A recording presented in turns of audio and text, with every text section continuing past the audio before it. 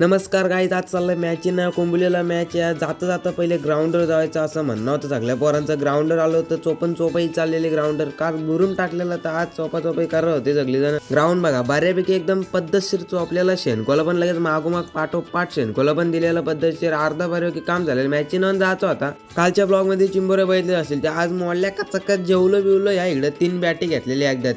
हे बघा इकडं आमच्या खांद्यावर 2 बॅटी होत्या आणि एक गाडीवर बॅटी होत्या. आम्ही निघालो मॅचला. इकडे जायला आज होती बारक्याची गाडी. या गाडीमध्ये बसलो, थेट आलो डायरेक्ट आपल्या कोंबुलीच्या मैदानावर. पूर्ण सर्कल नव्हता, हाफ सर्कलच होता. आपलं बादशे बनवेकरांचं टॉपचं अख्तर तन्मय आणि ऋतिक पार्ट्या मैदानात उतरलं.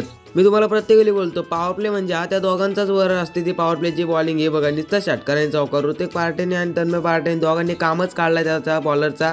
पहिल्या ओव्हर तर सोलाराना कुठून खोदून काढल्या. नुसतं ऑफ साईड ना लेग साईड नुसतं षटकार आणि चौकार. या इकडे ऋतिक पार्टीवर पिचल्याला नुसतं षटका चौका टाकतंय. तन्मय पार्टीवर तर मी का कमीपणा घेऊ, त्यांनी पण उचलला बॉल. फुलटच बॉल होता डायरेक्ट त्या तिकडे षटका टाकला. सगळी पॉवर काढली. आणि पहिला राऊंड आम्ही हारलो कारण बॉलिंग जरा तिसरी ओव्हर खराब पडली.